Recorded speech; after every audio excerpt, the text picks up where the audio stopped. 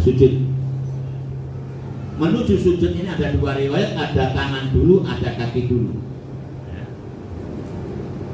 Boleh tangan dulu, boleh lutut dulu. Tapi tidak ada mendahulukan kepala dulu, tak ada. Jadi kalau sujud jangan sampai mendahulukan apa? Kepala, tangan atau lutut. Bisa kepala dulu, bisa nggak? Bisa ya. Itu bid'ah itu namanya. Bid'ah itu tidak ada dasarnya ya. Dan tidak bisa ya. Boleh tangan dulu lutut. Cuma dalam mazhab Syafi'i dari dua riwayat hadis ini yang dikuatkan oleh ulama Syafi'i ada yang mendahulukan lutut dulu. Jadi kalau lutut kita tidak sakit, kaki kita tidak sakit, nah sebaiknya kita turunkan lutut dulu baru tangan. Karena sambungan hadis itu di belakang nanti ada, janganlah kamu menderum seperti onta. Saya pernah melihat onta, saya perhatikan sampai duduk. Ternyata waktu duduk itu onta yang ditekuk dulu kaki depannya. Nah, dia duduk itu kaki depan, baru kaki belakang. Nah, berarti kalau manusia itu kaki depan itu bagi manusia kan tangan kaki depan itu. Kalau kita merangkak kan kaki depan tangan kita itu. Jadi kalau kaki tangan diturunkan dulu berarti sama dengan onta tadi. Karena onta waktu duduk dia menurunkan kaki depan.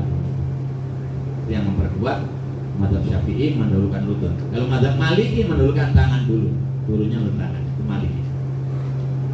Sujud itu minimal pantat harus di atas kepala. Jadi kalau pantat masih sejaring kepala seperti gambar nomor 38 ini tidak sah sujudnya. Harus diangkat. Ya. Kecuali darurat ya, tempatnya sempit. Nah, seperti kalau di Madinah di Raudhah orang berebut itu memang tidak ada tempat kosong. Nah, sempit sekali sholatnya sebisanya. Sujud nggak bisa sempurna sujud itu. Kalau darurat ya sebisanya saudara. Tapi kalau kondisinya normal, pantat itu minimal harus di atas kepala. Sempurnanya pahanya tegak seperti gambar nomor 37 ini. Paha tegak, saat itu pantat berada tempat yang tertinggi. Ini bukan sempurna, 39 pahanya condong ke belakang. Atau terlalu maju, nomor 40, terlalu memanjang sujudnya itu. Maka harus menyampaikan i'tadilu bis sujud. Kalau sujud itu yang sedang, jangan terlalu panjang, jangan terlalu pendek. Ini bagi lelaki. Kalau perempuan bagus memendek nanti, karena semua merapat perempuan untuk sujud itu. Jadi lengan ini menempel ke lambungnya, nanti yang bawah nempel ke pahanya. Nah itu kalau perempuan merapat semua anggota badannya merapat itu kalau. Tapi tetap pantatnya di atas apa? Kepala.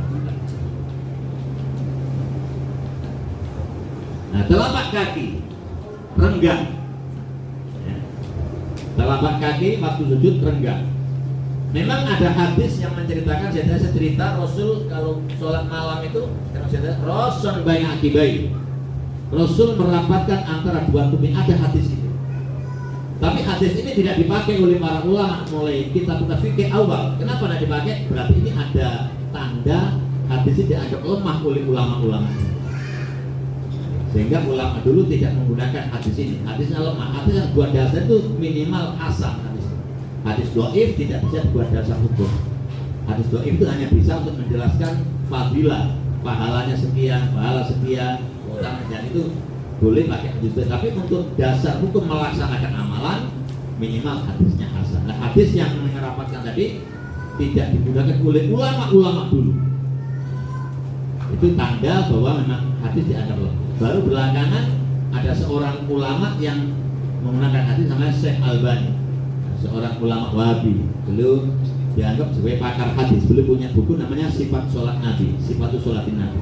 Nah dalam buku itu beliau mentasihih, mensahihkan hadis yang merapatkan tadi.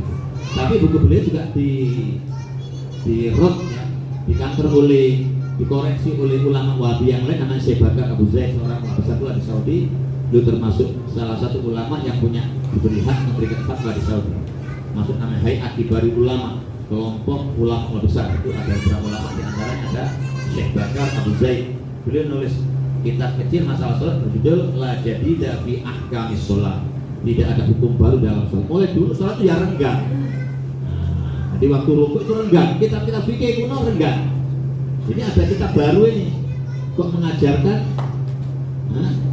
dikumpulkan. Itu kitabnya si Albani masih tadi. Maka kita Imam Nawawi pun dalam kitab Majmu' itu waktu rukuk, waktu sujud renggang, kaki renggang, telapak kaki juga renggang. Ini bagi lelaki. Kalau perempuan merapat, mulai dari lututnya merapat, kepalanya merapat, nanti belakangnya tumitnya juga merapat. Kalau perempuan, kalau lelaki renggang semua, ya.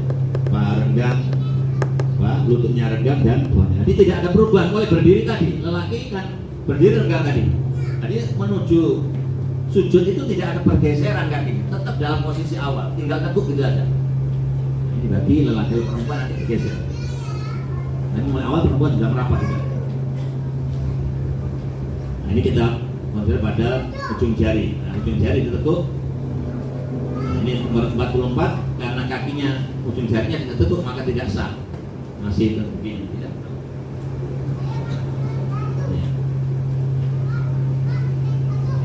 Ditekuk.